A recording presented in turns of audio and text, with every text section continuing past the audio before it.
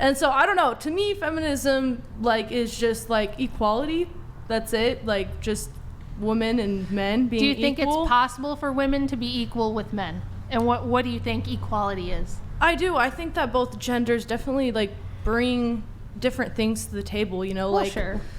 You know, but what do you mean by equality? Like, what would be an example? Like equal pay and stuff. If they have the same jobs and everything, like equal pay, you know. Okay. Equal rights. Equal rights. Okay. And then if women have equal rights with men and they have the same opportunities, does that mean they should have the same responsibility? Should you have the same responsibility and authority to go with your rights? Well, I mean, I think any adult should, you know. Like, I don't think it's whether you're a man or, like, a woman. I think if you're an adult, you should have responsibility and for yourself in general as a person. Wait, Nick, hold on. Okay, so what I wanted to ask is, so you just outlined some rights that you think women should have. Do women have duties? Yes, they do. What would be an example of women's duties to society? Well, I mean, if they choose to be a mother, that's one of their duties, but like, you know, people... Well, a duty isn't a choice. Those things are mutually exclusive. So is there a duty that women because we know men have duties. Men have a duty to protect, to provide. They have to build all the infrastructure. They have to defend the nation. So what are women's... choice. I don't think that's not really. Not when there's a protection. draft. Not when there's a draft. And who else is going to build the infrastructure if men don't do it? Nobody. Well, I mean, also, I just think that men and women could do it. You know, I think there's women in the force. Like, are you saying woman or women? Because those are different. Woman is one. Women is more than one. Well, I'm pronouncing it, I guess, differently than you said, but I'm saying women. She's saying the plural. Yeah, like women in general. I can't hear the difference with a lot of these like younger girls. They say the word the same, so I wasn't sure. So we know men have duties. Yes. To provide and protect. If men aren't out keeping the electrical grid up, there's going to be problems, right? I mean, I know it's more of a man's job, but like women can do that job too. No, they can't. Like, yes, they can. You don't see any women doing it. Do you know? But they can. Like, do you know what it entails to create, make, and lay concrete? It is impossible. They can't do it. Okay, but there are men who also can't do. There are disabled men. There are really skinny, but the only people who can do it are men. But the thing is, there are plenty of men who aren't doing that. So you could say it's a man's duty, but you can't generalize and say it's all men's duty. Just like you can't generalize and say all women's duty is to have children. It's the duty of men to provide, protect, and build the nation. And they're the only ones who can do it. And lots of them physically can't. There are some. But that doesn't mean that we can't generalize. I see a lot of men who I don't think would last very long. I don't see any women that would be able to do it. So okay, I can agree with that. But it doesn't. We can talk about generalizations and outliers. But I'm asking: do women have any duties to society, or is it just she needs to do what makes her happy? She just needs to focus on her happiness. Women produce the next generation. Yeah, that they should, but they're not. Have you guys taken a look at the birth rate? Because if you can't say that, because if you say that, well, the Mexicans the birth rates are lower. Even Mexicans are below replacement now. But like the birth rates are lower, but that's they've not assimilated. Saying that they're not. I agree that there is a decline in terms of the value of motherhood, and I personally think that should be something that is valued again. It's a very important role, and there should be no shame in wanting to be a mother. And I think a lot of, you know, as a young woman, you get this, you're kind of torn where you're definitely led on a path of education, and that's important. I mean, education is great, and we are a more privileged generation, so our parents in general had enough money to like at least want us to get an education. We got an education, we get a good job, and then you get later, and then now you're in the career world. This is a lot of woman prattle, well, let me finish what I'm saying. Rach, let me finish. So you have a job, you get your job, and then all of a sudden you're 29, you are 30, 31, 32.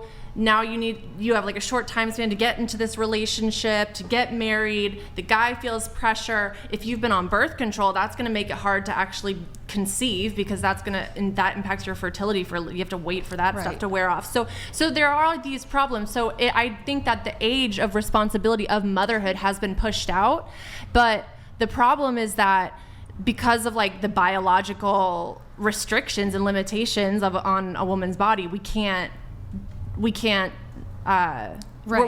that pressure, and so it's this catch-22, and you want to, and so I don't think it is a catch-22 though. Well, but it's either you pursue education and get a career and all that stuff, or you be a mom. And that's a hard...